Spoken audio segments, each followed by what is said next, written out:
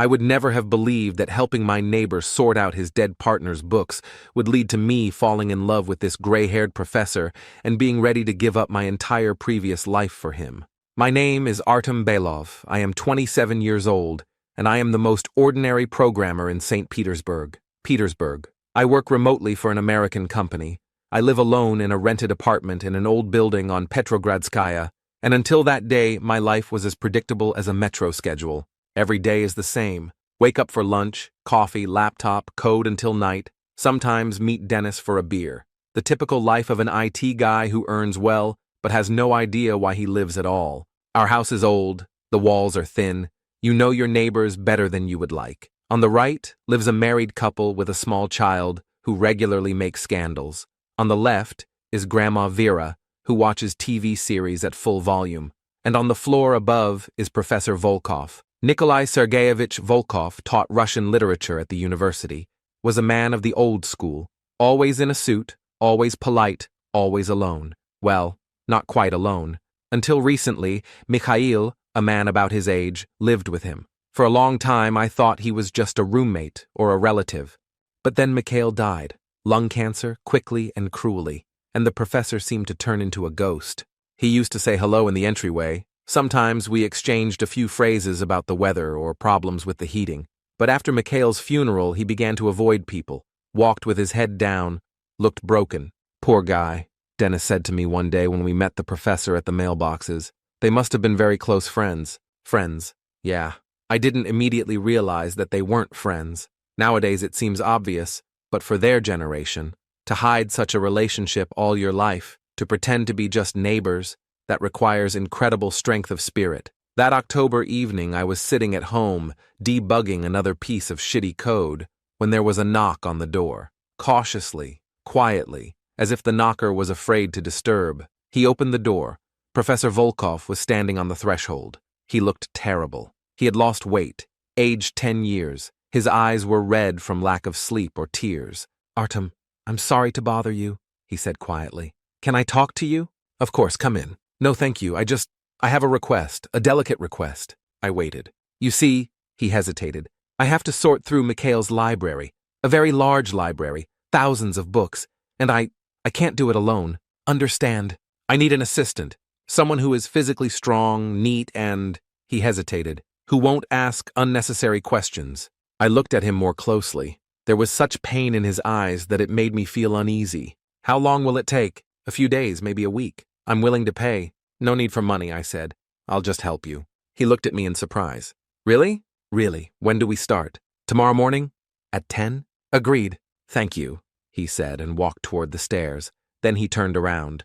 "Artem, there are a lot of personal things, photos, letters, if that bothers you." "Nothing bothers me, Nikolai Sergeyevich." He nodded and left, and I stood in the doorway and wondered what I had gotten myself into.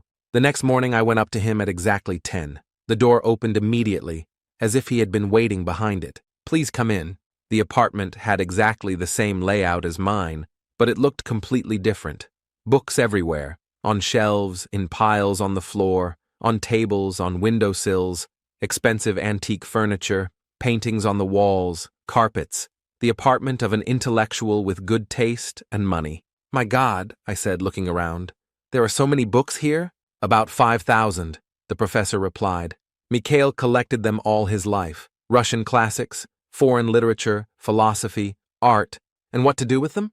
I'll keep some for myself. I'll give the especially valuable ones to the university library. The rest, I don't know. Maybe I'll sell them or give them away." "What do you mean by especially valuable?" He ran his hand over the spines of the books on the nearest shelf. The ones he loved the most. The ones with his notes, the bookmarks, the ones we read together. There was such tenderness in his voice that I realized that these two truly loved each other, deeply, truly, all their lives. "Where do we start?" "From the office. The most important books are there." The office was a holy of holies. A huge desk, leather chairs, shelves up to the ceiling. On the desk lay glasses, an unfinished article, a photograph of two middle-aged men against the backdrop of some European city. "Are you and Mikhail?" I asked. The professor nodded. "Prague, 1987. The only trip abroad in our lives." In the photo they were standing next to each other, not touching each other, but it was clear that they were together. something in their poses, in their looks. Beautiful, I said. We were young and stupid, we thought time was endless. We started with the lower shelves. The professor took out books, leafed through them, sometimes reading aloud some note Mikhail had written in the margins. I put them in boxes according to his instructions. To leave, to the university, to sell. I'll definitely keep this one, he said, showing a tattered volume of Chekhov. Mikhail read stories to me aloud when I was sick. And this one? University, a rare edition of Dostoevsky, useful for students. They worked in silence, but it was not a tense silence. Rather, it was concentrated, even cozy. The professor told stories about books, about how Mikhail found them, bought them, why he read them. Was he a philologist? I asked during the tea break. No, a doctor, a surgeon, but I read more than any philologist. How did you meet? The professor was silent for a moment, stirring sugar in his tea. In line at the bookstore, 1978, he was buying Bulgakov, I was buying Pasternak. We started talking about literature. Love at first sight? Rather, from the first conversation. You meet such smart, subtle people once in your life. And you moved in together right away? God, no. That was impossible back then. We were friends for 5 years before, well, got it. Soviet Union, Article 121, prison for same-sex relations. They risked everything. How did you decide? Mikhail made up his mind. He said that it was better to be happy and careful than unhappy and safe. By evening, we had cleared out about a quarter of the office. The professor looked tired, not physically, but emotionally. Each book was a memory, each note a piece of a past life. That's enough for today, he said. Thank you, Artem. I don't know how I could have managed on my own. Shall we continue tomorrow? If you don't mind. No problem. What time? At 10? Fine. As I was leaving, I turned around. The professor was standing among the boxes of books, looking at the photograph on the table. He looked so lonely that my heart sank. At home, I couldn't fall asleep for a long time. I thought about the two of them, about the secret love that lasted a lifetime, about how hard it is to bury a person you loved for 40 years but couldn't mourn openly. And I thought that tomorrow I would go help again, not only out of pity, but also because I was interested. It was interesting to learn more about this love story, about the professor, about the world of books that they created together. The second day began the same way. At 10 in the morning, I went up to the professor. He met me with tea and sandwiches, which he had obviously made especially for me. Good morning, Artem. How did you sleep? Fine, and you? Bad, but that's been the case for the last few months. We continued sorting out the office. Today, we reached the middle shelves: philosophy, history, memoirs. Each book told its own story not only by its content, but also by how it was read. Look, the professor showed me Sartre's book with its many bookmarks. Mikhail argued with the French existentialists in the margins. He wrote comments, objections. I looked at the neat handwriting in the margins. Did he know French? Fluent, plus English, German, and a little Italian. He said that a surgeon should read medical literature in the original. Wow, and you? Only French and English. Mikhail shamed me that a philologist knows fewer languages than a doctor. There was tenderness in his voice even when he spoke of his late partner's jokes. Did he tease you often? Constantly. He said that I was too serious, that I needed to laugh more. The professor smiled sadly. He knew how to find humor even in the darkest situations. We worked methodically. He looked at each book, decided its fate, told the story associated with it. I listened, packed, asked questions. Gradually, the formality of the first day disappeared between us. Artem, do you read a lot yourself? I used to read. At school, at university. Then I kind of gave it up. Programming is addictive. What did you love? Mainly science fiction. Strugatsky, Lem. Sometimes classics for exams. And now? Right now, mostly technical literature. New programming languages, frameworks. The professor shook his head. That's a shame. Good books are like good friends. You appreciate them more and more as you get older. And what did Mikhail read before, lately? Poetry. Lots of poetry. Pasternak, Mandelstam, Akhmatova. He said that there is more life per square centimeter in poetry. We took a break for lunch. The professor prepared a simple soup and brewed strong tea. Nikolai Sergeyevich, I said, slurping my soup. May I ask a personal question? Certainly. How did you, well, back in those days, how did you hide the relationship? He was silent for a long time, then sighed. Very carefully. In public, we were just colleagues, old friends. We didn't invite anyone home. We went on vacation separately or in groups. And the neighbors? The neighbors thought that we were just roommates. We shared a communal apartment, then we swapped for separate rooms in one apartment. Officially, Was it hard? Very, but we knew that the alternative was prison or separation, and we couldn't live without each other. Even in the 90s, when everything changed, you didn't start living openly. Habit, fear, and honestly, society hasn't changed much. They just stopped jailing. He looked at me. And how does your generation feel about this? It varies. My friends are fine. What do your colleagues know? They suspected, of course. 40 years together, neither of them got married. But no one spoke openly. After dinner, we moved into the living room. There were lighter books there, fiction, poetry, art albums, and lots of photographs. Can I see it? I asked, pointing to the album. Certainly. The photos told the story of their lives.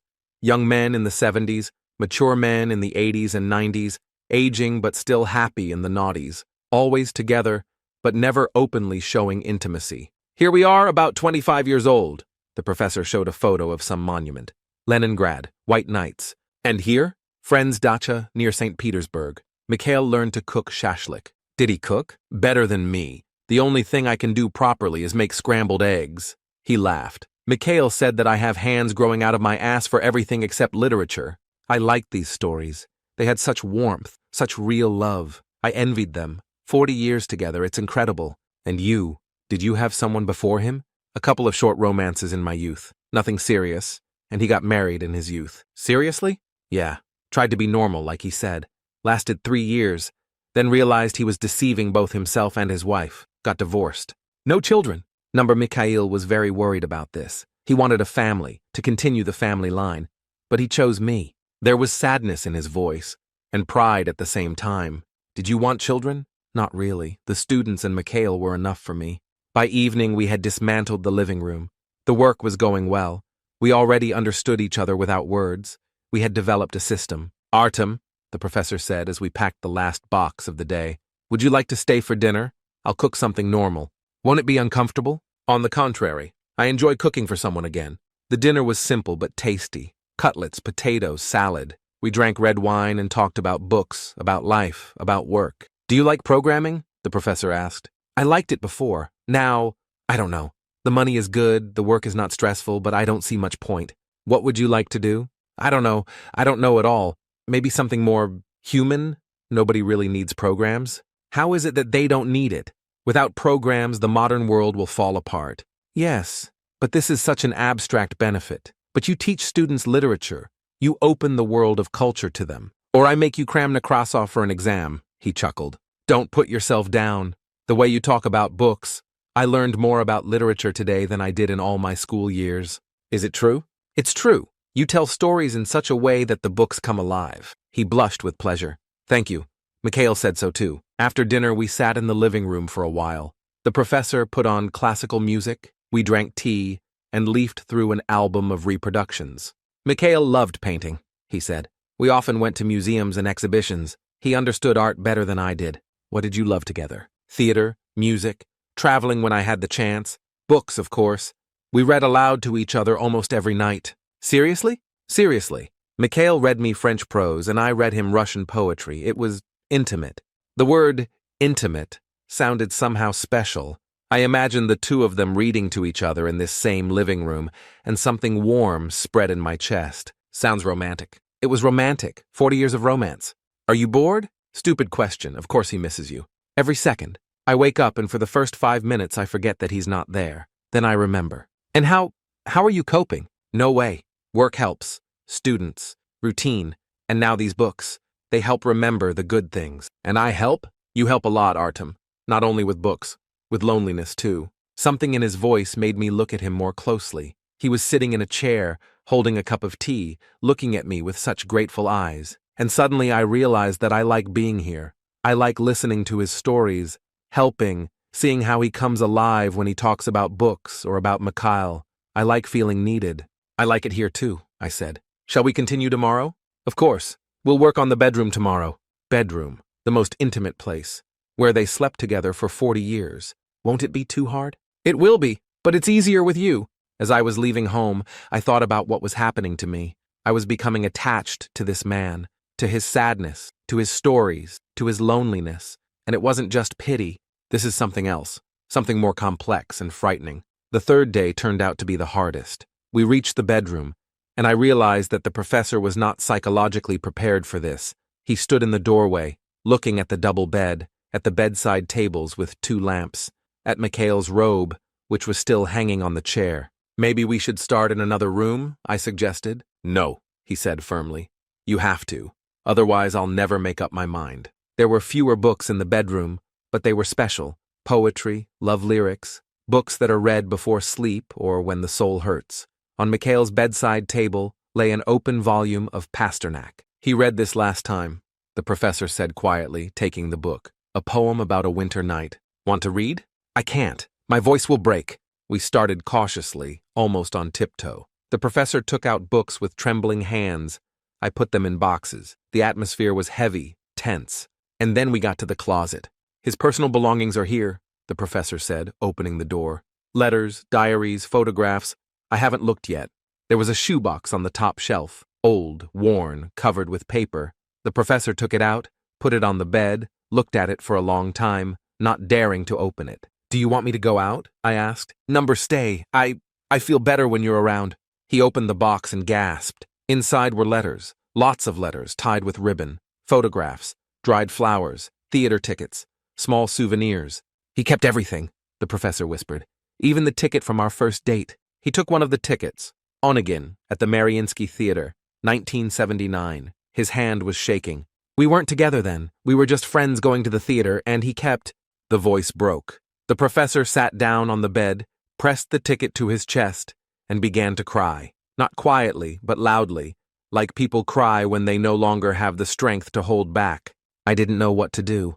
I stood there, watching this reserved, intelligent man break down from grief, and I felt a lump rising in my throat. "Nikolai Sergeyevich, he remembered everything," he sobbed. "Every little thing, every date, and I didn't even know that he was keeping an archive of our love." I sat down next to him on the bed, gently putting my hand on his shoulder. He clung to me like a child, crying into my shoulder, and I stroked his back and felt my heart breaking with sympathy. "I'm so lonely," he whispered through tears. 40 years together, and now I don't know how to live on. For what? For what? For the memory of him. For what you had. Memory is not enough. You can't warm yourself at night with memory. You can't talk to memory at breakfast. He raised his head and looked at me with red eyes. "Artem, have you ever loved? Really?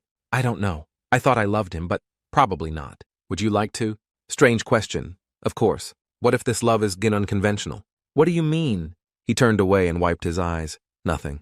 I'm talking nonsense out of grief." But something in his tone made me wary. In the way he looked at me, the way he asked questions. "Nikolai Sergeyevich, what did you want to say?" "Artem," he turned to me, and there was such vulnerability in his eyes. "You are a very kind person, and smart, and handsome." My heart started beating faster. "Thank you. In these 3 days you have done more for me than all my colleagues have done in months. You listened, supported, and did not judge. I'm just helping sort out the books. Number, you helped me stay human." He moved closer on the bed, too close. I could smell his cologne, the warmth of his body. "Artem, I know this is wrong. I know you're 27 and I'm 52. I know we barely know each other, but..." "But what?" "But I feel attraction to you." The word hung in the air like a bomb. I sat there, trying to comprehend what I had heard. "Are you serious?" "Unfortunately, yes. I know how it sounds. An old widower who clings to the first person who showed kindness. But that's not true." "And how?" You remind me of Mikhail in his youth, not in appearance, but in essence. Kindness, intelligence, the ability to listen." I didn't know what to say. Part of me was shocked, but another part felt something similar. "And what do you propose?" "Nothing. I just wanted to say it. I couldn't stay silent any longer." We sat next to each other on the bed where he had slept with Mikhail for 40 years, and I understood that my life could now change dramatically. "Nikolai Sergeyevich? Nikolai, just Nikolai. Nikolai, what if I say that I also feel something unusual?" He turned to me abruptly. "What?" "These 3 days, I like being here. I like talking to you, listening to your stories. I like feeling needed. It's a pity." "Number, not pity." I plucked up my courage. "You are a very attractive man. Smart, interesting, deep. But I'm old, mature. These are different things." "But you didn't feel attracted to men?" "I haven't experienced it until now." The confession sounded honest. Because it was true. I never thought about men romantically. But with Nikolai it was different. He was not just a man, he was him. A specific person with his own pain, his own beauty, his own vulnerability. Artem, he said quietly, I don't want to take advantage of your kindness. And I don't want to take advantage of your grief. Then what do? We speak honestly about what we feel. He looked into my eyes for a long moment. Can I kiss you? The question caught me off guard, but the answer came naturally. Yes. He leaned toward me slowly, carefully, giving me the opportunity to pull away, but I didn't pull away. Our lips met softly, tenderly, without pressure or haste. The kiss was short, almost chaste, but there was so much emotion in it, so much accumulated longing and gratitude. When we pulled away, we were both breathing heavily. It was, I began, wrong? Correct, very correct. He smiled for the first time in days, a real, living smile. Really? Is it true? And now what? I don't know. This is new territory for both of us. Maybe we shouldn't decide anything for now? Just see what happens? Good idea. We sat next to each other, holding hands, and the room was quiet. The box of Mikhail's memorabilia lay nearby, but the atmosphere had changed. Grief was still there, but something else had been added to it. Hope, possibility. Do you think Michael would approve? I asked. Nikolai thought. You know, he always said that life must go on, that love does not end with death, but seeks new forms. Sounds wise. He was wise and kind, and he would have definitely told me not to waste my remaining years being alone. And what would he tell me? That old professors should be cherished, Nikolai smiled, and that books are the best way to get to know a person. We closed the memorabilia box, deciding to save it for later. There was still a lot of work to do in the bedroom, but today we did something more important. We confessed our feelings to each other and kissed, and the world didn't collapse. On the contrary, it became a little brighter. After yesterday's confession, we both felt awkward this morning. I arrived as usual at 10. Nikolai met me with tea, but we avoided direct eye contact. How did you sleep? He asked, pouring tea. I thought a lot. And what conclusions did you come to? Because I don't regret yesterday. He smiled, cautiously but sincerely. Me too. Then shall we continue working? Let's continue. But the atmosphere changed dramatically. We became more close. Nikolai told stories not only about Mikhail, but also about himself, about his childhood in a village near Pskov, about how he entered the university, about the first years of teaching. I was terribly nervous, he said, sorting through philosophical literature. First lecture, the students look at me like I'm a clown, and I stutter from excitement. I don't believe you stuttered. Honestly? Mikhail teased me for 6 months afterwards, and I talked about my work, about how I became a programmer almost by accident, about the loneliness of freelance life. Sometimes I don't leave the house for weeks, I admitted. I order food, work remotely, and only communicate in chats. This is not a healthy lifestyle. I know, but comfortable. No one is bothering, no one needs to be impressing. And friends? Dennis is the only one left from university. The rest either got married and disappeared or went abroad. Loneliness is the epidemic of our time, Nikolai said thoughtfully. Technology was supposed to bring people together, but it has divided them. Maybe, but sometimes technology helps us find understanding. I looked at him. If it weren't for your request for help, we would have remained just neighbors. Fair. By lunchtime, we had almost finished the bedroom. Only Mikhail's clothes and a few personal items remained. Nikolai was clearly embarrassed about this part. Maybe I can handle it myself, he suggested, looking at the wardrobe with clothes.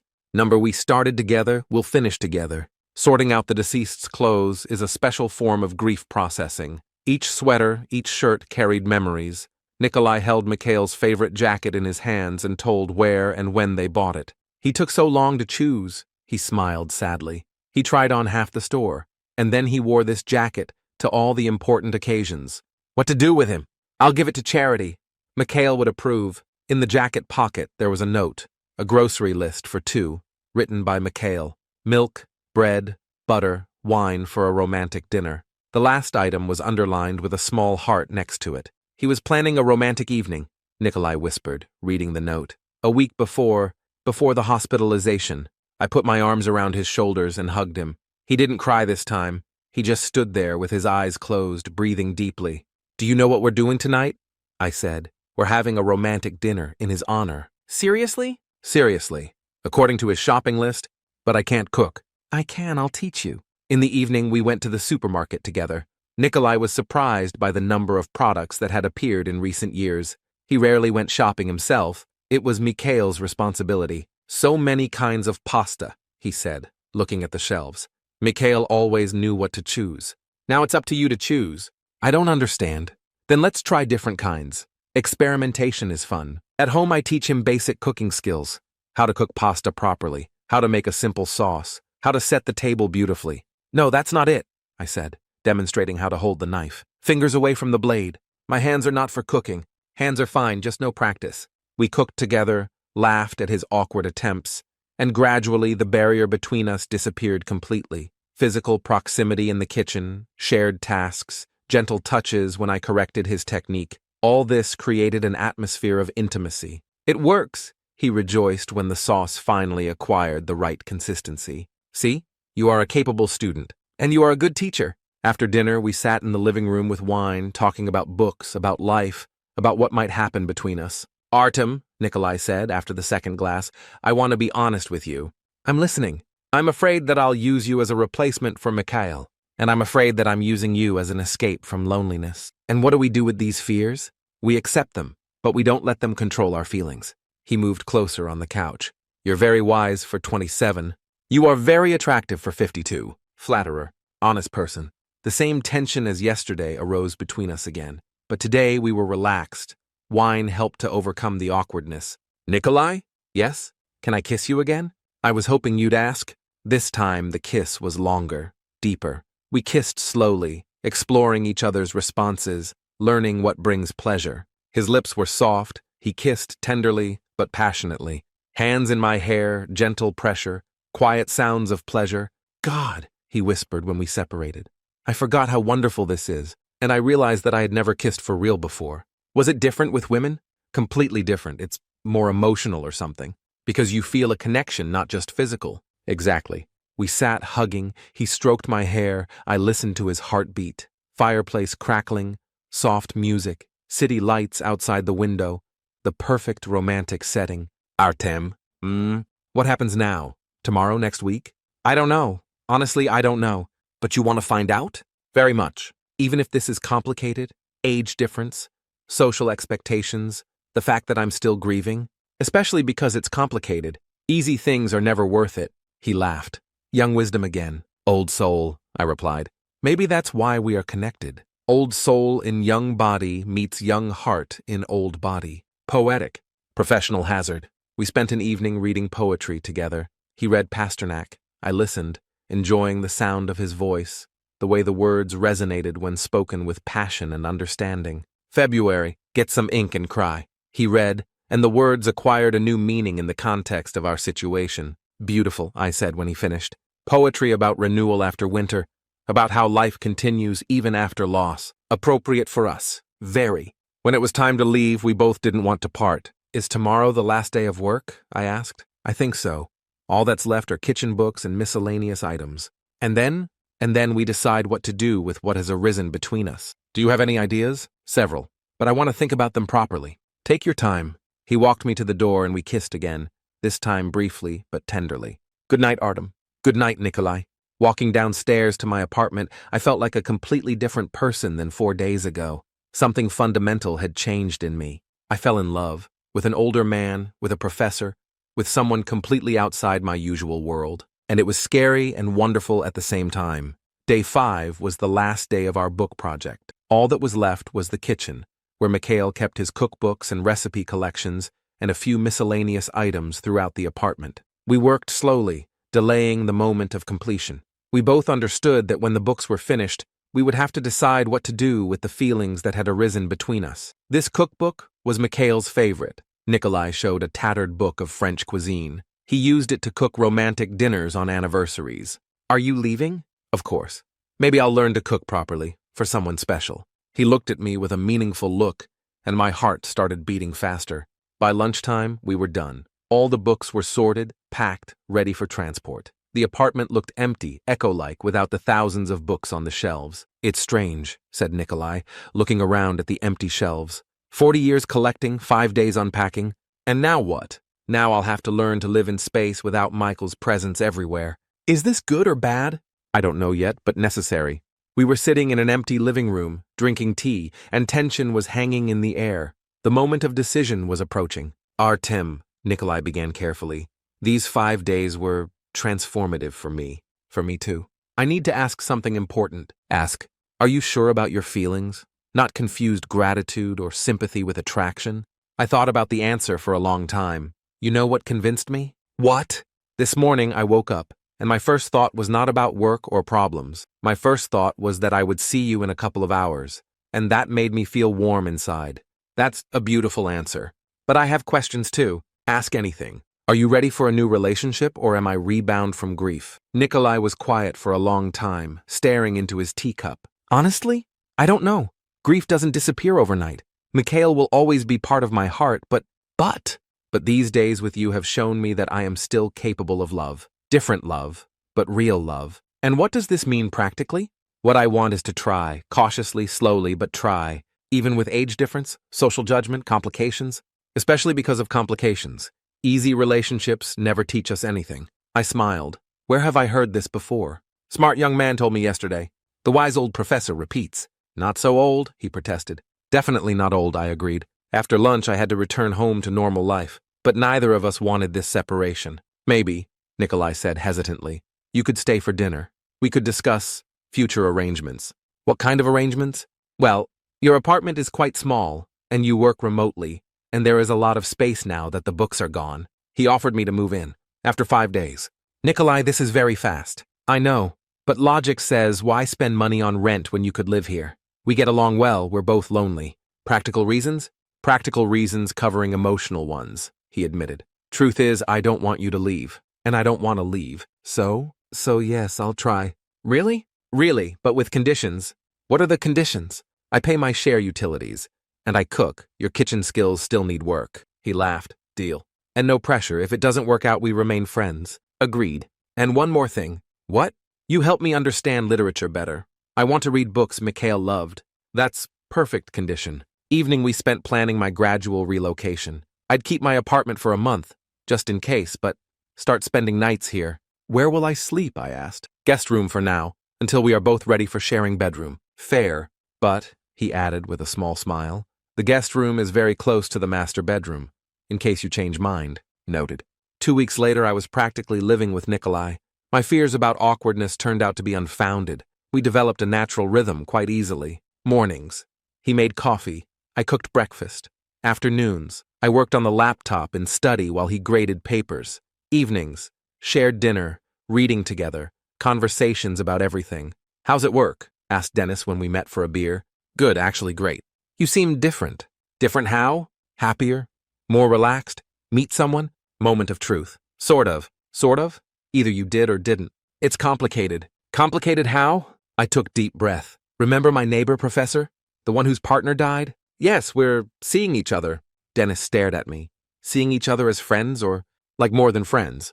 Dude, he's like 50, 52, and you're 27. 27 and happy. But you never showed interest in men before? I never showed interest in many things before. Doesn't mean I couldn't develop interest. Dennis thought about it. Are you sure this is real and not just gratitude? Positive. Dennis, he makes me feel alive, understood, important. And you love him? Very much. And does he love you? He says yes, and I believe him. Dennis shook his head. Crazy, but if you're happy, I am. Happier than I've ever been. A month later, Nikolai and I attended a university faculty party together. First public appearance as a couple. Nervous? He asked as we approached building. Terrified. We can leave if it becomes uncomfortable. Number time for honesty. Reactions were mixed. Some colleagues surprised but supportive. Others are clearly disapproving but polite. Few whispered comments about age difference, appropriateness. How are you handling this? Asked Professor Olga, Nikolai's colleague. 1 day at a time, Nikolai replied. But I'm happy. First time in months. That's obvious. You look 10 years younger. Feel it, too. Later, driving home. Any regrets? I asked. About tonight? About everything. Us, going public, complications. None. You? None. Good, because I have confession. What? I love you. Not grateful love or rebound love, real, deep, permanent love. I love you too, Nikolai. All of you. Past, present, complications and all. 6 months later, I officially moved all my things to his apartment.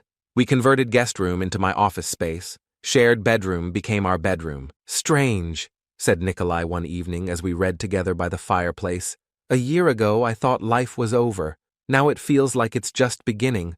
Different life than with Mikhail?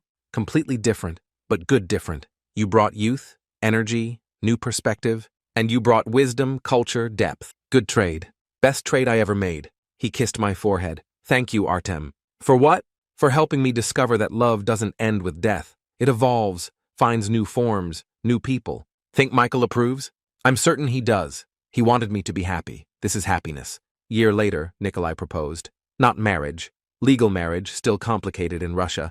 But commitment ceremony, promise of future shared. Will you stay with me until we're both old men? He asked. I'll stay with you until your students start calling me professor too. Deal. Looking back, I could never imagine that helping a neighbor sort books would lead to complete life transformation. But the best things in life happen when you're not looking for them. Sometimes love arrives disguised as grief. Sometimes healing comes through helping others heal. And sometimes 27-year-old programmer discovers that his perfect match is 52-year-old literature professor who reads poetry by firelight. Life, as Mikhail said, must go on. And it goes on beautifully.